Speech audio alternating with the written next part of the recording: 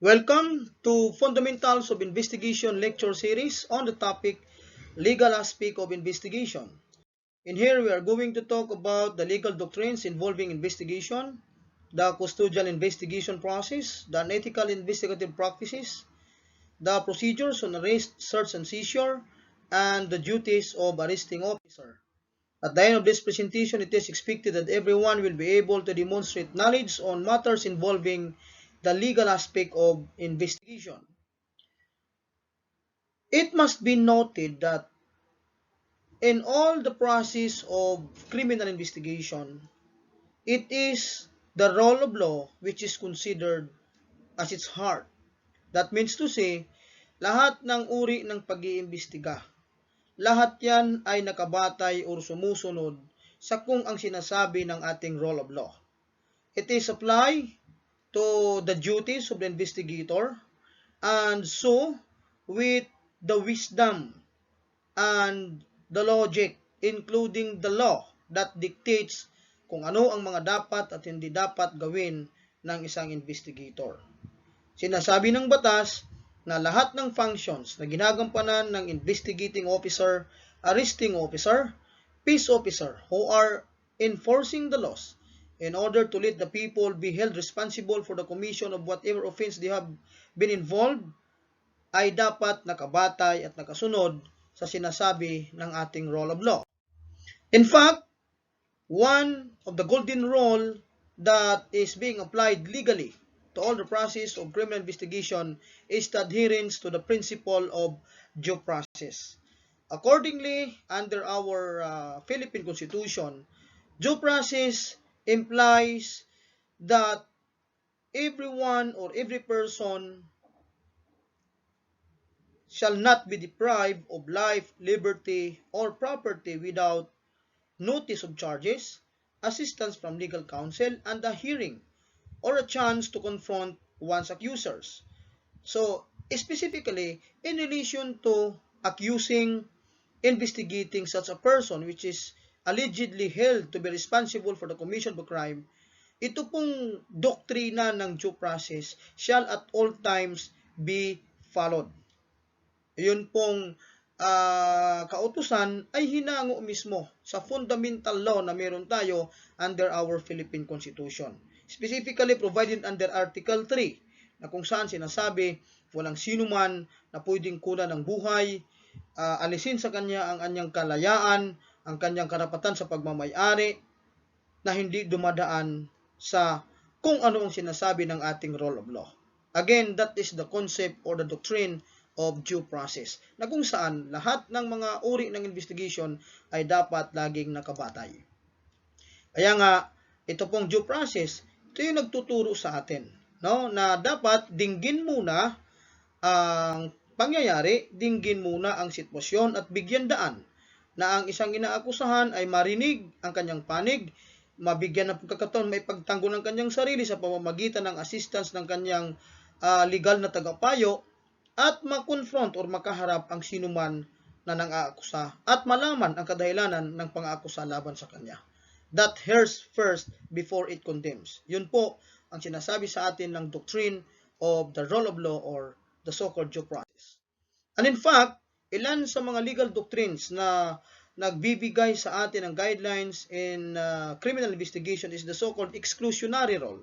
This rule is based on the case of Wicks versus USA, and that dito sa bansa natin, ganun din ang sinasabi ng ating rule of law, na kung saan lahat po ng mga ebidensya na nakuha illegally or those evidence searched and seized unreasonably or without lawful or legal adherence to the process of search and seizure, lahat po ng mga iyon are considered inadmissible or does not qualifies to be an admissible evidence to be presented into the court. And that is based on the exclusionary rules of evidence na meron tayo.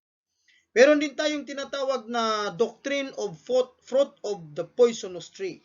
So ito pong doctrine na ito ay nagbibigay payo, nagbibigay ng pamantayan sa pag-iimbestiga na lahat po ng mga impormasyon, ebidensya, bagay na kung saan illegally nakuha or it is not taken or obtained in a faithful manner.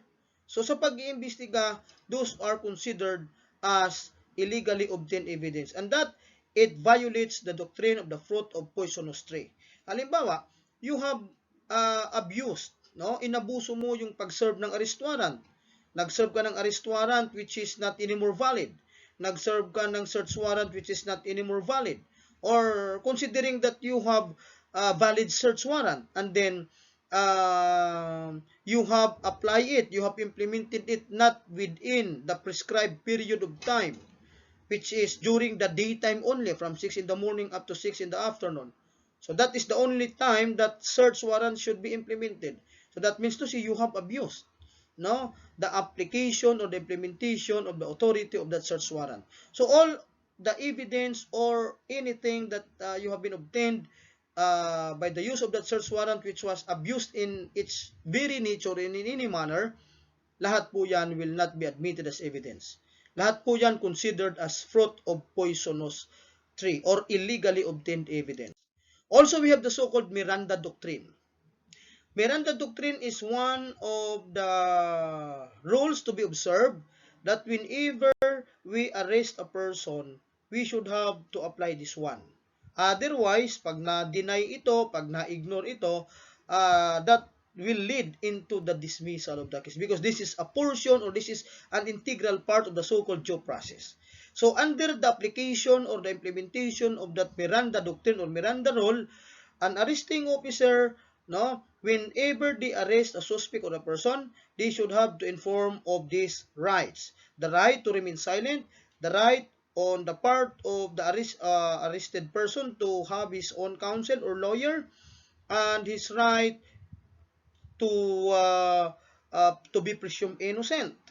And of course, those rights cannot be waived except in writing and except with the consent of the arrested person in the presence of his counsel or his lawyer. So yun po yung doctrine of command responsibility, doctrine of Miranda rule kung saan sa investigation hindi po ito pwedeng ipagwalang bahala. So that Miranda rule is required to be recited in front of the person subject to arrest. And we have also some of the legal doctrines just like doctrine of warrantless arrest.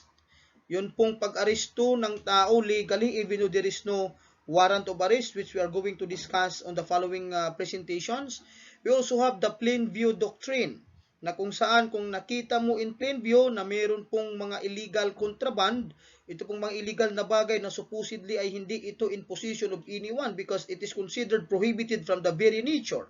So that plain view principle allows any authority to search and seize those contraband.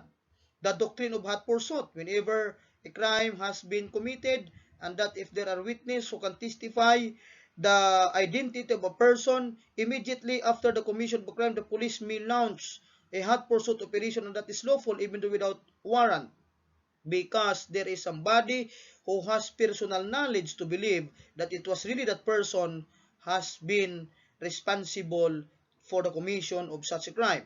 We also have doctrine of reasonable doubt that on the part of our legal authorities, police authorities, whenever they see that suspicious action, suspicious possession of firearm or any contraband, and based on that reasonable belief na yung tao, even though not in plain view, but he is really convinced based on his personal knowledge na mayroon nga pong in possession yung tao ng kahit anong contraband, pwede siyang i-subject for search at yun pong contraband na madidiscover will be subject for seizure by those law enforcement authorities.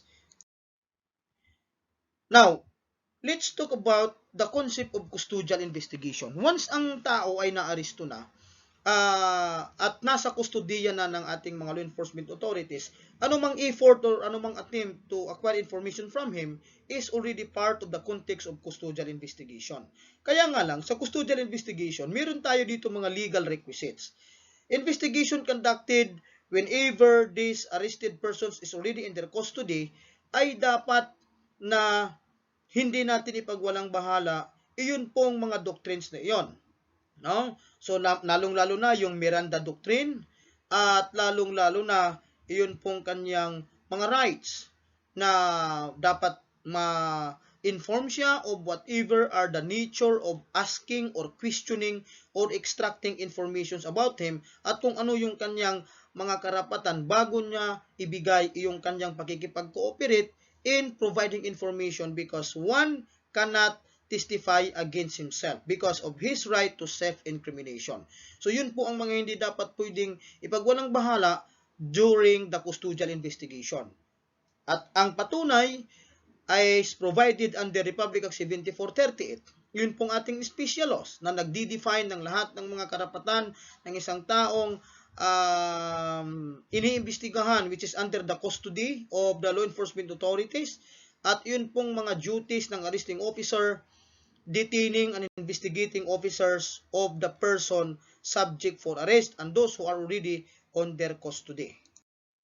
Under Section 17 of that special law provides that no person shall be compelled to be a witness against himself. So in relation to custodial investigation, it must be noted that yun pong mga karapatan niyang i-inform sa lahat ng kaganapan, anumang pagkakataon, anumang sitwasyon na kukunan siya ng impormasyon at dapat ito ay paunawa sa kanya na it should be in writing and kung magbigay man siya ng consent, it should be waived and it should be done in the presence of his counsel or legal na tagapayo. Otherwise, lalabagin natin yung Section 17 under that special law. At lalabagan natin yung fundamental right of the person na iyon pong kanyang right to self-incrimination. Because accordingly, no one shall be compelled or shall be forced to testify against himself. Basically, fundamentally, that violates his right to self-incrimination. Okay?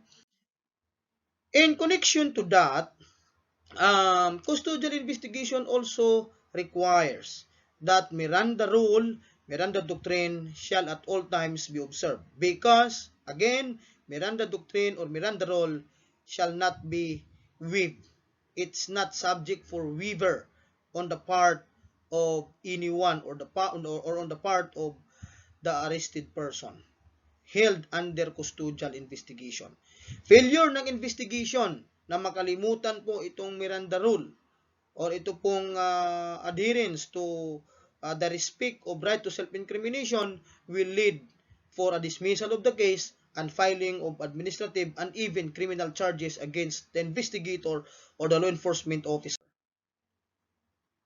In connection to custodial investigation and as provided under Republic Act 7438, karapatan din ng isang taong iniimbestigahan under the custody of the law enforcement authorities na bigyan siya ng pagkakataon makaharap through visit, no? Or magkaroon ng conference yung akusado or yung iyon pong arestadong tao na makaharap niya or magkaroon ng conference with his immediate family members. Medical doctor if he is suffering from any illness, priest or anyone, no, who is pinaniniwalaan niya makapagbibigay sa kanya ng kalinawan at payo sa kanyang kinakaharap na kaso, lalong-lalo na sa kanyang legal na tagapayo or legal counsel. So sino itong mga allowed based on the family or the relatives na considered allowed na magkaroon siya ng visit or chance to have a conference or even a short counseling. So yun po yung asawa ng arrested person o fiance or fiancé, magulang niya, anak niya, mga kapatid niya, grandparents, grandchild, aunt, uncle, nephew or niece, and even a guardian or a ward of himself. So sila po yung tinatawag na immediate family members who are allowed for visit and to hold conference within the knowledge of that person under custodial investigation. Now, talking about custodial investigation, ito pong interrogation ang common na ating nalalaman na ginagamit. Because as far as we know, base sa mga previous na ating mga napag-aralan, interrogation is a skillful questioning of a hostile subject. Hostile in the sense that hindi po siya magiging cooperative because he knows he has knowledge about his involvement on the commission of the crime. So, ano yung mga roles, mga protocols in conducting interrogation? First one is that investigator should have to identify himself, being an authorized law enforcement officer to conduct such an interrogation or investigation.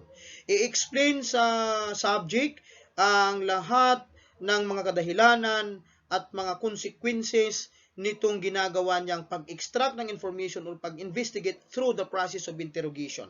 I-inform yung suspect na anuman yung kanyang sabihin, anuman yung kanyang kasagutan sa mga katanungan ay pupwedeng gamitin laban sa kanya at pupwedeng magdulot ng epekto sa proseso ng kasong kanyang kinasasangkutan. At of course, huwag natin kakalimutan na i-inform ang suspect with his rights as provided under the Miranda Rule. Now, kadalasan or sometimes may mga unethical practices along with this investigation process.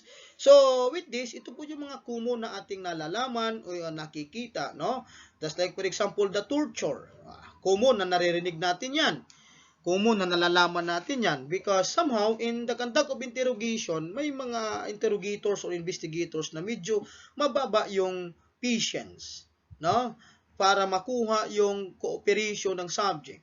So sometimes that leads to nagsushortcut sila, sometimes siguro because of exhaustion, that leads to torture. Or sometimes may mga ibang interrogators or investigators that torture is part of strategy. Now, but somehow, kahit pa ganon, still torture is not allowed because that is an illegal manner of extracting information from the subject. Na-violate na po natin yung portion of the due process. Planting of evidence is considered unethical sa pag-iimbestiga just to obtain information. And if it is a planted evidence, obviously it is illegally obtained, and that violates the doctrine of the fruit of poisonous tree. Instigation or panunulsol. No, nililin lang natin, ginuguyo natin, sinusulsulan natin just for the purpose of getting the sympathy, getting the cooperation, but somehow all of those are illegal, considered illegal because you deny, you ignore yun pong kanyang karapatan na sabihin sa kanya ang lahat ng katotohanan at lahat ng mga consequences ng pupwedeng kanyang gawin or magawa. Okay? So, iyon pong piniframe up natin. Iyon pong pinalalabas natin na ang tao ay siya ang gumawa, but in fact, hindi naman. Dinidiin natin sa salang, hindi naman siya yung gumawa. So, obviously, that is unethical. Now, on the part of the practices of those who are conducting investigation, and legally, that is wrong. That is a violation of the due process. Kasi yung gawa ng tao na hindi nanggagaling sa kanyang will is not his act. That is according to the principle of our law. And of course, there are some instances that yun po, yung ating mga law enforcement authorities, ating mga investigators ay gumagawa o nagkakaroon tinatawag na whitewash or cover-up.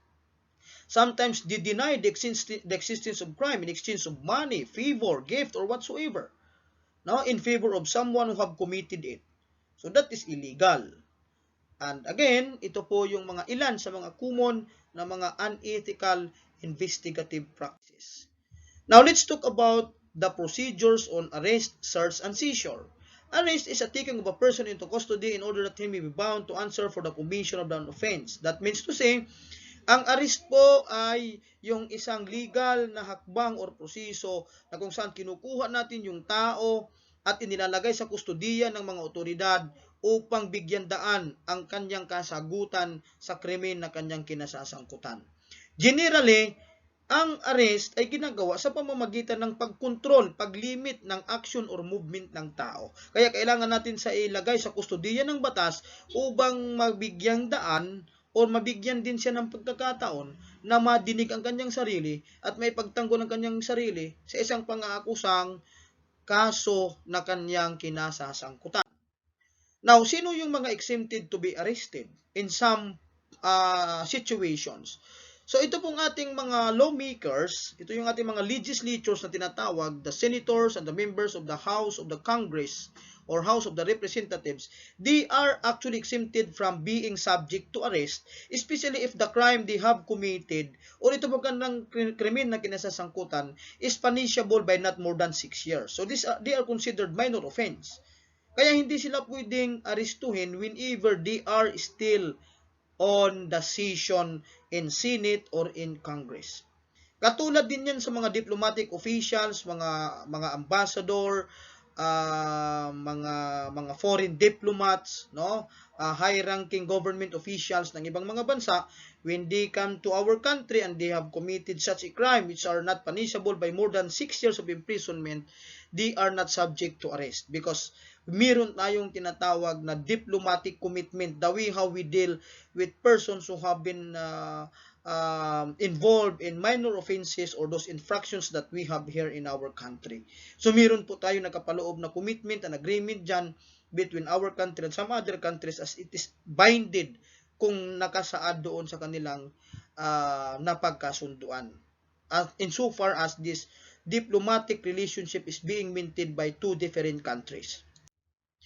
Now, kailan naman tayo pwedeng makapag-aristo ng tao kahit walang warrant? Number 1, caught in the act, the principle of in flagrante delicto. Nakita mo directly by your naked eye, pwede mong aristuhin yung tao. So, ito pong warrantless arrest, tinatawag din itong citizen's arrest because kung sino po yung nakakita directly in flagrante delicto, caught in the act, ikaw ang mag-aristo. Kaya, kung hindi mo kayang aristuhin, you may call the police, and then upon arrival of the police, you will be the one to arrest, and police will assist you because you are the one in possession of that in flagrante delicto. Ganon din yan sa pangalawang circumstance, personal knowledge. No? You have probable cause to believe based on your personal knowledge na siya yung gumawa ng krimen. Hindi mo man nakita directly sa inyong mga mata, pero meron kang bagay na pwedeng paniwalaan base sa iyong nalalaman na kilala mo siya ang gumawa. No? Because siya lang naman yung nandyan, siya lang naman yung may kakayahang gumawa dyan, at nakita mo based on circumstances and even on some evidence. Yun nga lang, hindi mo nakita caught in the act, but you have that probable cause to believe na meron kang personal na kaalaman na siya nga ang gumawa. So pwede mo siya aristuhin directly, and that mangyayari po yung tinatawag na citizen's arrest. However, if you cannot do it realistically, you may call the police, and then pagdating ng police, you will be the one to arrest, and police will assist you until ma-reach out ninyo ang police station to have a legal accounts of whatever are the incident transpired. At pangatlo, yun pong mga takas sa bilangguan. Whether nagsaserve sila ng kanilang sentensya or they are a detention prisoner because yung kanilang kaso is ongoing, is on trial, or is under investigation, as long as they are legally detained, pag tumakan sila, even though without warrant, at any time pwede silang arestuhin outside. So yun po yung tinatawag nating warrantless arrest at yung tatlo na kanyang circumstances that it is considered lawful even though you do not have a warrant of arrest. Now, how do we arrest persons? How do we arrest the subject? Meron po tayo mga procedures dito. So, during the initial contact with the subject, no, or bago tayo mag-aristo, ang arresting officer ay alam niya yung mga protocols. Number 1, kailangan i-identify niya ang kanyang sarili. I am Police Officer Juan de la Cruz. I have a warrant of arrest issued by Honorable Judge X and Y of Regional Trial Court Branch 49. You are subject to arrest for a crime of homicide. No? So, you must identify yourself. After which, you should have to inform the subject that he is under arrest by virtue of that authority of the warrant. And, kailangan sabihin mo sa kanya yung mga rights na dapat niyang malaman being a person under arrest.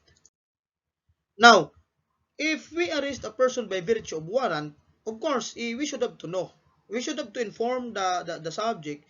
We should have to let him know na arestuhin natin siya by the nature of lawful breach or violation to our laws. And by virtue of that warrant you possess, issued by a particular judge, kailangan i-emphasize natin yan. Ngayon, kung mag-resist, kung tumakas ang person subject to arrest, then it's about a discretion. It's about a matter of discretion of the police to apply police restraint just to control the arrest of the subject. Because by lawful order, taglay ng arresting officer yung kapangyarihan by virtue of that arrest warrant. However, kung mag-aaresto naman tayo ng walang warrant, then the arresting officer should have to identify himself. Kung siya naman ay civilian, he should also identify himself. And then, sabihin sa kanya kung ano yung kanyang nalabag na batas, at kung sakali man mag-resist, it's a matter of a discretion of the law enforcement authority to apply the necessary police restraint to make the person or to let the person be under his control. Kung ang isang civilian naman ang nag-aresto at hindi niya kaya, then the civilian should have to call the police, and upon arrival of the police, the civilian will be the one to arrest by the presence and assistance of the police authorities. Okay? So, paano kung mag-resist? Ano ang mga legal na mga remedies na pwede natin i-impose upon a person who have resist to arrest? Ayun pong nakasaad sa Article 151 of the Revised Penal Code, yung tinatawag nating resistance or disobedience to the person in authority. No, pwede natin siya kasuhan under Article 151, resistance or disobedience to a person in authority. And the duty of a person making the arrest without warrant, nasabi natin kanina, that any person making an arrest on legal grounds shall without unnecessary delay, mapulis ka man or ma-civilian ka man, with the assistance of the law enforcement or police authorities, iyon pong inyong pagka-aresto ay dapat walang delay. Pagkatapos arestuhin, it should be put into proper custody. So, dadalhin po yan sa pinakamalapit na police station. Hindi kailangan na uuwi ka talaga kung saan ka nanggaling na police station. Just like, for example, kung ang aarestuhin mo ay sa Marawi, and then yung arrest warrant was issued by RTC branch, say for example, 49 of QC, Quezon City RTC. It does not mean na kailangan mo talagang umuwi ng Quezon City para lang ilagay sa kulungan in Quezon City Police District. Enough that after arrest, you should have to deliver to the nearest police station and legally account the blotter, the booking procedure, conduct the taking of fingerprint, conduct the mugshot, and then conduct the police report and all the accounts of the informations on the matters arising from the arrest. So, yun po yung ibig sabihin na without delay. No? Without unnecessary delay. Otherwise, kung lumampas tayo sa mga oras na hindi natin nagawa yung legal accounts or paglagay sa tao under legal custody, yun na po yung pag-accomplish ng mga legal affidavits, legal accounts, tayo ay marahil mananagot. No? Mananagot because of hindi natin nasundan yung prescribed period of time that we should have to put into legal custody the person who have been arrested. Okay? So, kung hindi natin siya mapailan ng kaso within that prescribed period, pupwede tayong balikan for arbitrary detention. So, ano yung mga time na yan? Ano yung talaan ng oras na pwede natin i-detain ang isang arrested person? So, as provided our existing laws, kapag ang tao ay naaresto because of the crime committed which falls into the so-called light penalties ang kanyang kaakibat na kaparusahan, ay pwede natin sa i-detain within 12 hours. That ibig sabihin, yung within 12 hours na yan, we should have to file a complaint against the arrested person. Saan tayo mag-file ng complaint? Doon po sa office of the prosecutor. And we should have to submit a report and inform the judge on the result of the arrest na nakuha natin, and ito po nagawa natin ang lahat ng mga legal accounts sa pinakamalapit na police station na ating pinaglagyan. Kung ang tao namang inaresto ay nag-commit ng crime which is ang kanyang krimen na nagawa is punishable by correctional penalties, then we should have to observe 18 hours period of time, that after which kailangan ng maaresto natin, ito pong 18 hours period, we should have to file a complaint before the prosecutor. Or makapag-request tayo sa pinakamalapit na prosecutor to conduct inquest. Otherwise, hindi natin nagawa yung putting into proper and legal custody the person who have been arrested. Ngayon, kung ang taong naaresto is ang kanyang krimen na gawa ay may kaakibat na afflictive or capital punishment, yun pong life imprisonment or 20 to 40 years, then meron tayong 36 hours period na dapat mag-file tayo ng complaint, proper complaint before the prosecutor or conduct or request the prosecutor to conduct inquest, then kailangan sundan natin yan. Hindi po tayo lalampas. Okay? Otherwise, pwede tayong balikan or managot by violating Article 124 of the Revised Penal Code, which is arbitrary detention. Ikaw na official ka ng pamahalaan, ikaw na official ka ng law enforcement agency na nag-aresto ng tao, tapos hindi mo siya ni-release after the lapse of that prescriptive period, na wala ka namang pinail na complaint, wala ka namang ginawang legal na hakbang, o dapat lang napalayain mo because you do not have lawful grounds why you will continuously detaining him. So kung meron siyang nagawang paglabag, dapat lang legally account natin ang kanyang mga nagawa. And that we should have to do the booking procedure, and then after which we should have to file a proper complaint before the prosecutor. Otherwise, pwede tayo managot for arbitrary detention. Okay, now let's talk about search. Tapos na tayo sa arrest. Ngayon naman sa search, hahanapin natin. Maghahanap tayo or sisiyasatin natin sa isang taong pinaniniwalaan, nagtataglay or in possession of this contraband or illegal items or materials or mga bagay na hinahabol ng batas because they are part of the crime that has been committed. Or a person is in possession of this illegal contraband, and that yung mere possession niya is patuloy na lumalabag ng batas. So paano natin masasearch iyon? How can we legally search that? Kailangan natin kumuha ng search warrant sa korte. So ano yung search warrant? Katulad lang din ng arrest warrant, legal na kautusan na nanggagaling sa korte, signed personally ng judge na nag-issue nito, commanding any police officer to search for a property at dalhin sa custody ng batas. So ang ibig sabihin ng custody ng batas, dalhin sa kustodiya ng pulis, i-account yung blotter, i-account yung proper recording, proper affidavit making, at i-file ang proper complaint sa taong nagmamayari noong illegal na kontraband or illegal na bagay. Ayan po ang kautosang legal ng search warrant. Okay? So, bakit kailangan natin ng search warrant whenever we will conduct search or raid operation against a person allegedly in possession of this illegal contraband?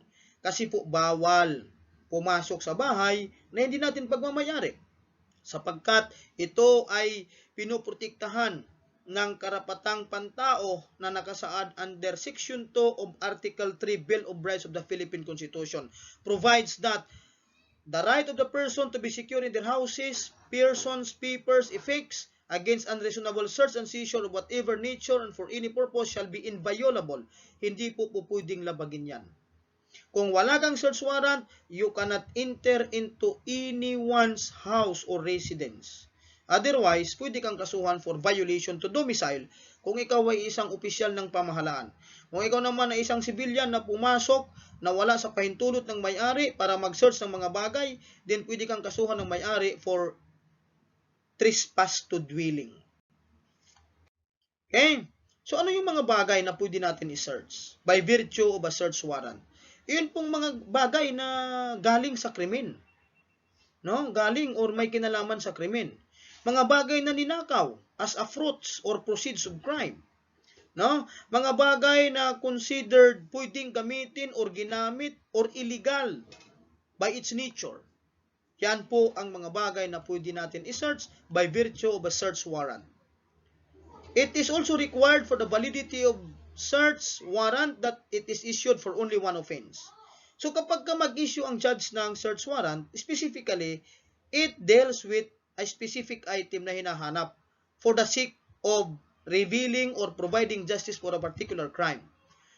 No? Ngayon, kung ang search warrant na in-issue ng judge ay wala doon yung bagay na nakita mo sa lugar, pero ang bagay na iyon is considered illegal. Halimbawa, nakakita ka ng firearm sa lugar kung saan ka nagsisearch, Pero wala yan doon sa search warrant. Question, pwede bang kunin yan? The answer is yes. Because in plain view doctrine, nakita mo that firearm is illegal if you do not have a license to possess. Nakakita ka doon ng drugs. Wala naman sinabi na may drugs dito sa search warrant. Pwede mo bang i-seize yan? Pwede mong kumpiskahin yan? Yes. Even though wala yan sa search warrant, because in plain view doctrine, you have noticed that they are in possession of illegal drugs, and that is illegal per se. So, in applying search warrant, ang kautusan is it should be implemented or applied only at any time during the day. Ano ba yung daytime? 6 in the morning, pag sigat ng araw, hanggang 6 in the evening. Beyond that, ang mag-serve ng search warrant, ang mag-raid by virtue of search warrant is considered illegal. At ang search warrant is valid only within 10 days.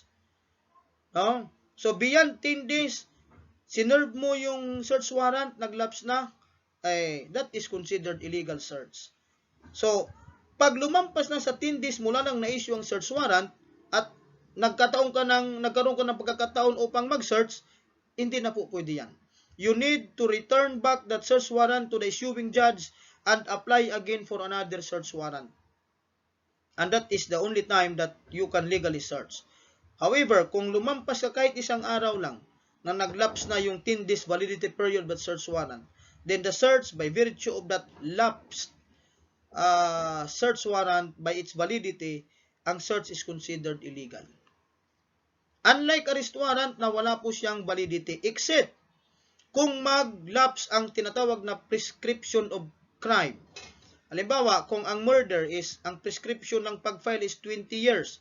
So, kung naglampas na yung 20 years na prescriptive period to file murder, that arrest warrant cannot be served anymore.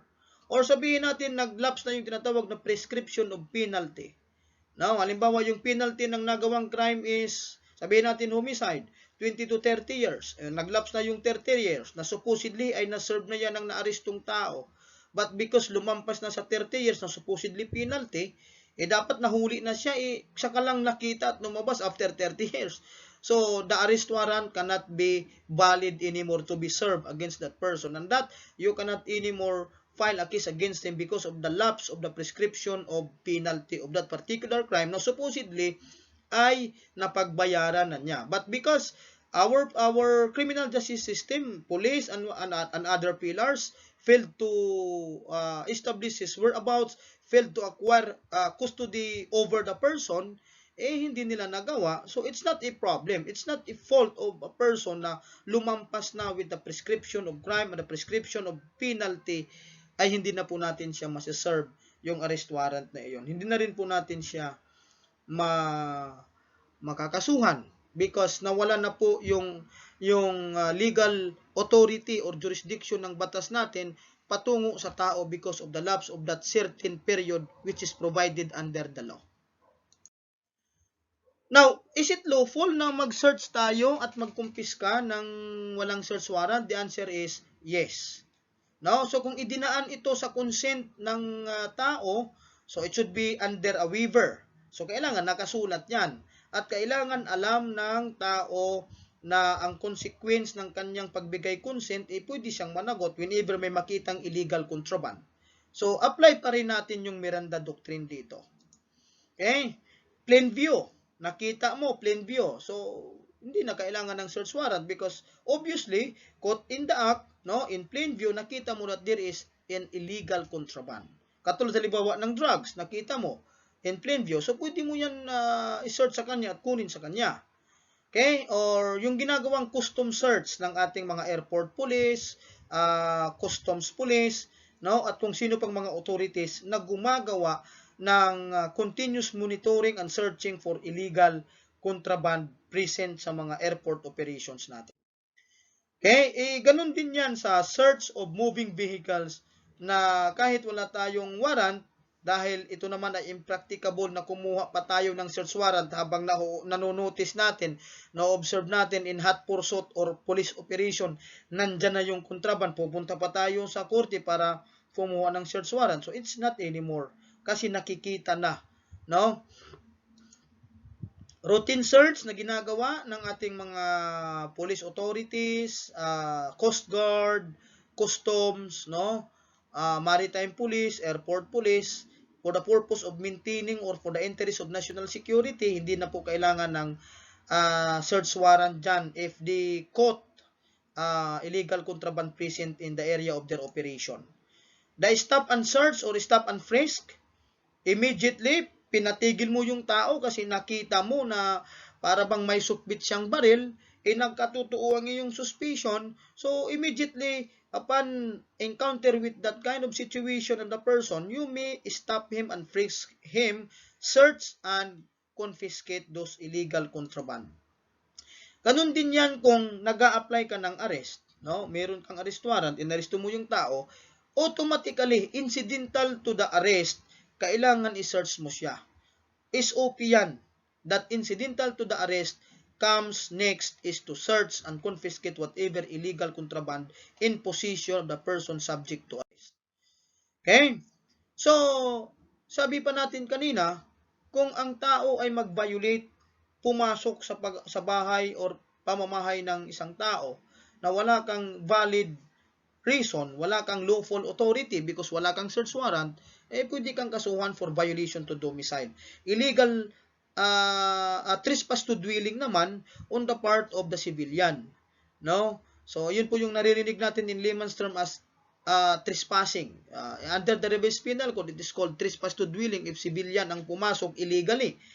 Violation to domicile naman kung ito ay public official or law enforcement authorities. Okay, so as long as you have valid purpose, valid reason, you have that authority by virtue of a search warrant, then wala pong violation to domicile or violation to Article 128 ang malalabag. Okay, so search warrant maliciously obtained and abused in the service of those legally obtained. Meron kang search warrant, naglapse na, ginamit mo pa rin, in-apply mo pa rin, the search is considered illegal. Okay, valid pa rin, within 10 days period pa rin, in-apply mo pero you go beyond daytime, the search is considered illegal. That is an abuse of using the authority or legal order bearing on that search warrant. Kaya lahat ng makukuha mo dyan are considered illegally obtained evidence. And that violates the doctrine of fruit of poisonous tree. Pag dinala mo yan sa korte, hindi rin yan magpo-prosper because that will violate the exclusionary rules of evidence. You know why? Those evidence are unfitful and illegally obtained along with the process of search and seizure, and so with investigation. That ends our discussion, and I hope that you have learned a lot from this presentation. Thank you.